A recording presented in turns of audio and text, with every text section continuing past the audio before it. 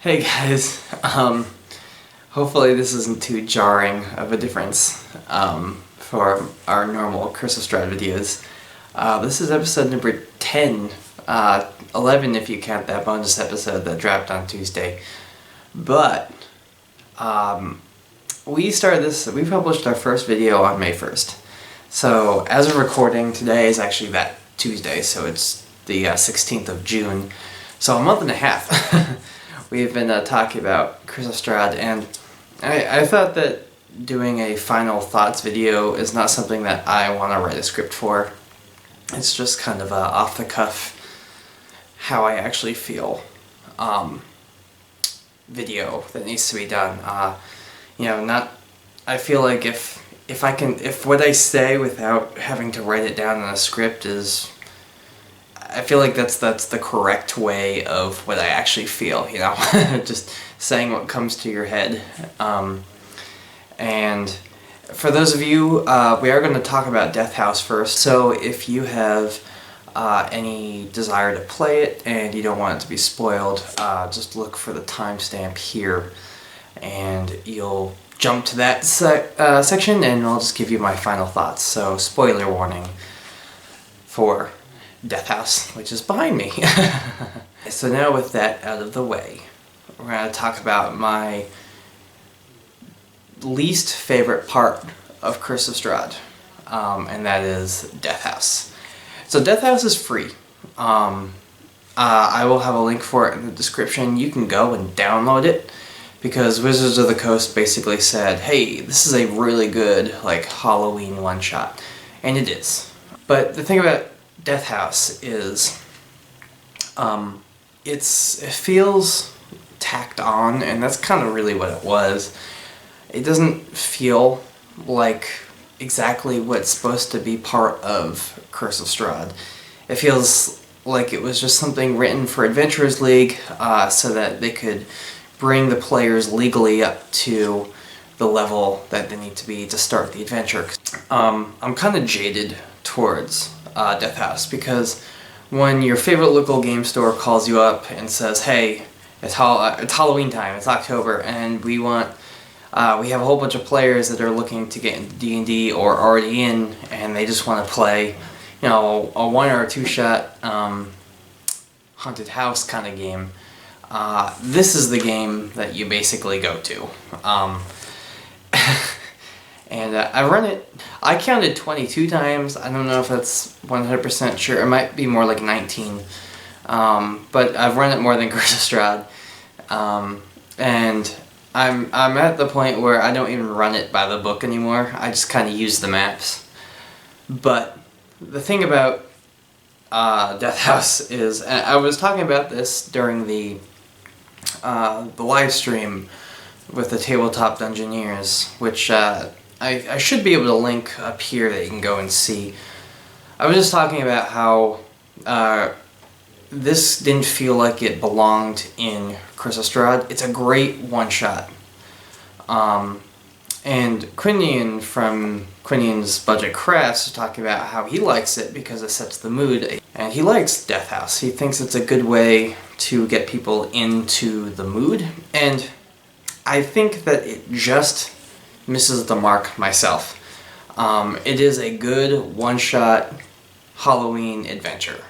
It is a good haunted house, let's go and explore it kind of adventure. It is not one that I like for Curse of Strahd, personally. I just don't think it matches the tone exactly correct. It just, and I don't want the writers to think that I don't like it. I just don't like it in the context of Curse of Strahd. I like it in the context of being a Halloween one-shot that you run kind of on your own.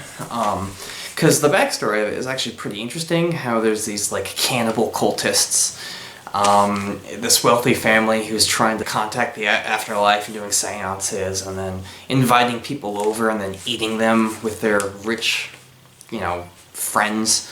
It's kind of a cool, creepy story background, but you don't need to attach Strahd to it, because that's kind of how it feels. It just feels like they tacked on, and then it literally has, and then Strahd arrived, and then the whole thing kind of just goes downhill from there, because they're trying to appease him, and then he's like not happy with them, and he slaughters them all. And I think that there's a different way that they can die and be haunting the place than, hey, look, it's Strahd. That is, it feels kind of annoying that it's like, I don't want to say it's annoying, it just feels not right. It doesn't feel like the mood is right. Spoiler alert, the final boss is a shambling mound, which doesn't feel, it's just that's a very jarring ending. It's like, oh my gosh, are we gonna go fight the final ghost boss? No, we're fighting a shambling mound. So, but the artwork is beautiful. I'll just turn around, and I don't mind, I'll scroll this for you guys to see. But again, it's free. I'll have a link for it in the description. It's got some really cool maps. I do use the maps still, because I think that this is a good layout for kind of a haunted townhouse. It kind of reminds me of the Haunting. I think it's called The Haunting from Call of Cthulhu. But it's like a haunted townhouse. It's got some really neat, like, moody kind of settings to it. It's just not something that, again, it feels tacked on to Curse of Strahd. So, in the end, Kunyan, you are completely correct. It is a good kind of mood game. And I guess if you have players that are like relatively new to D&D and they just came from Rise of Tiamat, like a game like Rise of Tiamat was the first game, and they're like, yeah, I'll ride on dragons and defeat forces of evil. This might be an okay way to ease them in to Curse of Strahd. That's like the one thing that I can think of that would make it a good idea to use it in Curse of Strahd. But for those of you who have seen my Haunt video, I'll have a little link to it. I think that that's better. It's another haunted house kind of module by PB Publishing. I think it's really good. If you are going to use Death House in Curse of Strahd, in I'll link that up here too, how to make props and handouts. I kind of go into a little bit how I make it more of a Call of Cthulhu kind of adventure. That's actually a really spooky way of going about doing it, and that's actually my favorite way. I don't run Death House by the book at all anymore. I'll use the maps, but I won't do it by the book, just because I'm not a big fan of it. Well, it's not because I'm not a big fan. It's just because I've run it so much that you get tired of doing the same thing over and over. Quick little side note, and then I'll be done with Death House. That is, I was confused about how I was supposed to run Curse of Strahd Adventures League. You are supposed to go through Death House. And I was talking to Matt and I's mutual friend Will, who's our local Adventures League coordinator. And I said, Will, I totally screwed up. I didn't realize Death House was something that needed to be done.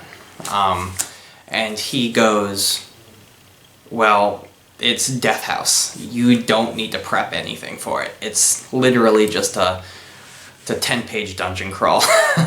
And a lot of it's like artwork. That's the beauty of it, and that's also its downfall. Because I ran it completely blind, because I was silly at the time. I ran it completely blind, and I've since then run it completely prepared, and the players leave feeling the same way, like, yeah, that was pretty fun. You know? So there's not really, unless you really dramatically change it, then it's not really, it's simple. And you know what, if you're a brand new DM and you want to run a haunted house, run Death House. And just eliminate Strahd from it. And everything else will fall into place. So finally, you get to hear my final thoughts. And again, this isn't scripted or anything, this is just how I feel and why I think it's so good. Obviously you know that I like it. And if I did I have the book with me right now. If if I did a 100-part series on it, it still wouldn't be good. Because I don't know if you noticed, in just about every video I tried to throw in a little phrase where I said, I can't do it justice. The best example I can think of is, if you can think of like the Infinity Stone saga from the Marvel Cinematic Universe, let's say that you really like it, and you have some friends who have never seen any of them. They've heard of it, obviously, but they've never actually sat down and watched it. So imagine trying to explain to them all of that.